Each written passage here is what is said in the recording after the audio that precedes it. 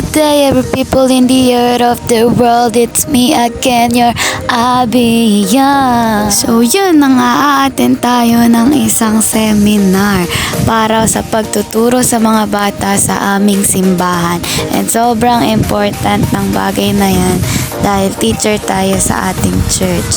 And umaambon nga that day, pero kailangan natin tong ituloy para sa Lord at para sa mga bata for the go. Yan na nga, malapit na tayo sa meet-up na place namin. Saan kami magkikita? Malamang meet-up nga na place nga diba? So yun, malapit na tayo sa Sambat at doon kami magkikita-kita at sasakay din ng jeep. Kaya let's going, konting motor na lang at eto na. And yan na nga, andito na si Beyang, si Arisay na lang antay namin. Lilinis lang ako ng aking shoesable. Ilang minuto lang din dumating na si Ate Sai at yan na nga, tumatawid na kami at super mabibilis ang mga taong ito. Talagang ayaw kaming padaanin, nasa lane na nga Turuan ko kayo mag-drive dyan talaga.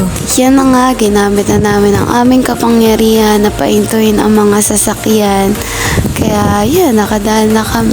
Yan nga, nakasakay na din kami agad at after ng ilang oras, ang jeepable naman na ito sobrang tagal umandar. Dahil nagpupuno pa nga, muntikan pa kaming mali talaga aming pupuntahan. And yan na, umalis na talaga ang jeepable. Very good. Dahil hindi naman sobrang layo ng aming pupuntahan, yan na nga, nakadating na kami dahil umaambon yan, malamang nakapayong kami. Ayan na nga, andyan na si Beyang at si Ate Sai. At bago kami mag-start, before anything, kami muna ay kakanta, magpe-praise and worship muna mga persona dahil mahalaga po iyan bago simulan ang mga bagay-bagay. Yan na nga, resist na namin agad. Ganun lang kabilis ang buhay mo, charing. At dahil resist na namin, maglilinis muna tayo ng susabol dahil hindi yan sa akin, sa mama ko yan. At magagalit siya kapag sobrang dumi. Kaya kailangan nating ingatan ang mga hinihiram natin para makahiram sa uli sa susunod. Yan, talagang nilinis ko talaga yan para wala tayong maririnig na ingay pag uwi natin ng bahay. Yes. After ng recess, nag-start na ulit ang aming seminar at ang pagte-training namin para sa pagtuturo namin sa mga bata.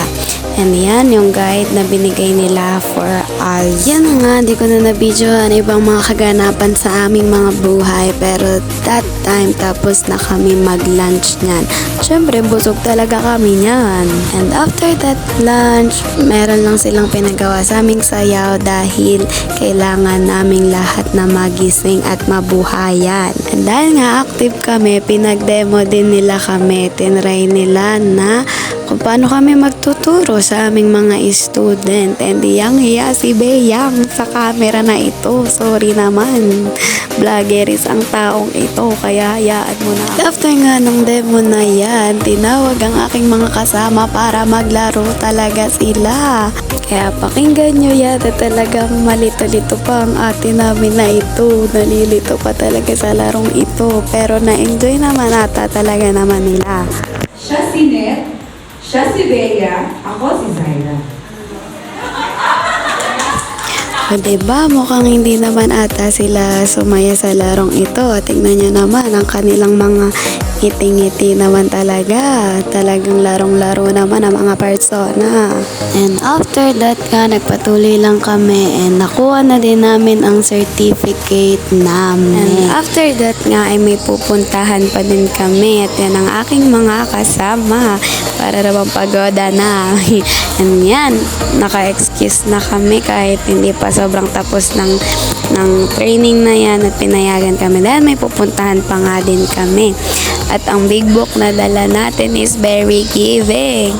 Para tayong parang magde-demo naman talaga ang taong ito. Laki ng IMs mo, big book. Talaga naman. The demo is giving. Ito na nga, isa pa naming pupuntahan ay sa City Mall. Dahil atin naman kami ngayon ng impact prayer. At dahil wala pa mga tao, nagpa-practice pa kami that time. Maya lang din naman ay dumating na din ang mga tao niyan. Yan na nga, nagkaroon ng special number ang maganda kong kapatid na yan. At kung gusto niyo pa makita ang kakaiba patungkol sa kanya, nasa comment section ang link kung saan niyo siya mapafollow. At kung gusto niyo rin mapanood ang nangyari sa impact prayer namin, nasa comment section din ang link. Yan nga ang aking mga kasama na parang inaantok na din naman talaga. Kaya natulog na lang at nagganda-gandahan. And after that, yan na nga, uwian na namin. At syempre, magliligpitan na tayo at tayo ay uuwi na. Yan nga lang guys, ito na tayo nagtatapos. Thank you for watching. Bye!